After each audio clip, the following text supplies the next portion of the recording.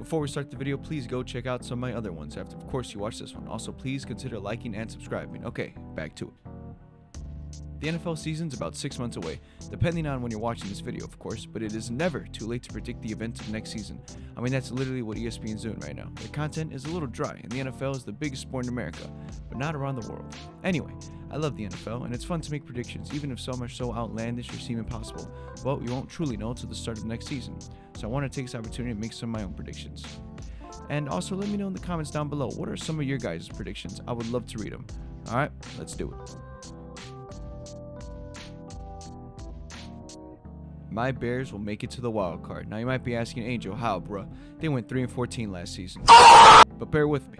Justin Fields is getting better, and now that he's been in the league as of next season for 3 years, that's enough time to have experienced hardships, like having a really bad season that we just did. Keyword we. Justin Fields played really well in this past season with the cards that he was dealt with. The Bears did not have an offensive line. They had nothing, but the only light in that darkness was Justin Fields. He had over 1,000 rushing yards. Now, yes, I know, our running quarterback is a very risky type of player because of injury, but Justin Fields is an athlete. He's also a very tough guy. Hit after hit, he shakes it off, puts a team on himself, and says, all right, let's do it. That's a sign of a real quarterback. Not only has he gotten better, the team around him has now gotten better. In free agency, the Bears signed some very crucial players into important positions. Players like Tremaine Edmonds was a force to be reckoned with in Buffalo. And the Bears know how to strengthen and have good linebackers, so that signing was a very, very big buff to the defense. And we also have strengthened the offensive line with the signing of Nate Davis from the Titans. How do you think Derrick Henry is King Henry? The offensive line is his guard. We already have a good running back in Khalil Herbert who proved himself to be better than Dave Montgomery, so that's pretty exciting. But the defensive buff did not stop there. The Bears signed TJ Edwards from the Eagles, which they had the second best defense this past season. The Bears are not playing around when it comes to really improving the defense, because I believe, like a lot of people, that defense wins championships. I go more in depth with this in my craziest NFL playoff moments video. Check it out here. Also while you're there, check out my other NFL video. Okay, anyway, we still have the upcoming draft to further improve not only our defense, but our offense. Moving on to our new coach and GM, Ryan Poles and Matt Eberflus. In the past, the Bears had a terrible GM and terrible coaches. Except for you, Matt Nagy. You tried your best, but it was not enough. I'm excited for these two to put their heads together and finally put this team around and make us winners instead of always being the worst and a big joke. This time around, the Bears feel a little different, and I think it's because of the mentality of these two, and I hope I'm right about this, and the Bears go to the playoffs. Even if we lose, man, I'll be so happy. If they improve, then from then, we'll only get better. Goats, a hardly domesticated ruminant animal that has a backward curving horns and a beard. It is kept for its milk and meat. Or the other definition, Patrick Mahomes. The Chiefs were unstoppable this past NFL season, going 14-3, rummaging and dominating through the playoffs in the Super Bowl. Though it was a close game, it was all Chiefs in the second half. The Chiefs turn players that nobody has ever heard of, or players that show potential, and they nurture and strengthen those skills to make the best possible players for their team. The only team that was able to come close to the Chiefs were the Eagles, and even they couldn't stop them. Plus, the Eagles have lost some players and parts of their coaching staff, so really, why wouldn't the Chiefs be able to go back-to-back? Is Patrick Mahomes deciding to play another sport? Nope. Is Andy Reid retiring? Leaving?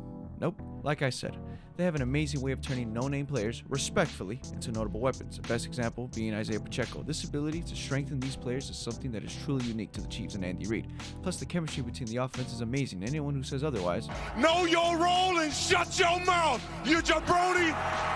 Everyone thought that Tyreek Hill leaving would be a big blow to the offense, but if anything, they're doing just fine without him. Obviously, this team is so well put together, and the draft is coming up. If they just get some players on defense, then really, there is nothing stopping them. Yes, Juju left to the Patriots, but no offense, he didn't really contribute to their success this season other than just starting beef. Patrick Mahomes was hurting during the Super Bowl, but his athleticism in him sparked him to finish that game, and also Rihanna.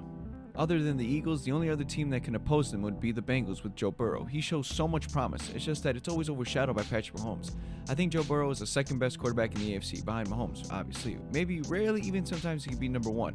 But other than them, there really is no other team that can stop him. For sure, it's not the Bills, which brings me to my next prediction.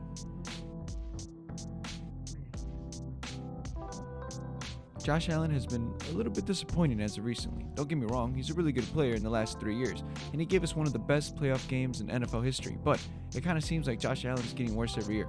Statistically, this is the worst year for him, and when he played against the Bengals in the divisional round this past season, he did not play well. Usual throws that he would take no effort from him seemed difficult, and the weather should not have been a problem for him, but Joe Burrow owned him and that stadium that night. Had it been Josh Allen from 2021, then Joe would have had a problem, but it seems like Josh has kind of lost it a little bit.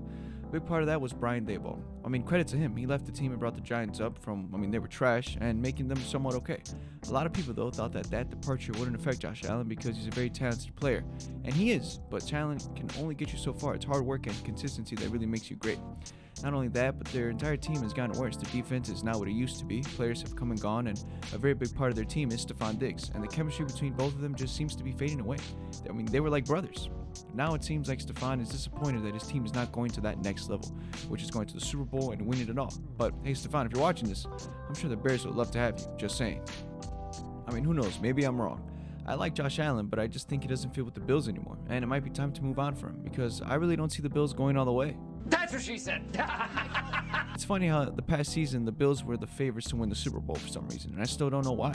Yes, they were good, but hello, Patrick Mahomes is someone who exists and plays football, so when every sports news outlet was overhyping the Bills to be an unstoppable force and just bulldoze every team straight to the Super Bowl, and that didn't even happen, obviously, quickly everybody stopped talking about the quote-unquote big bad Bills.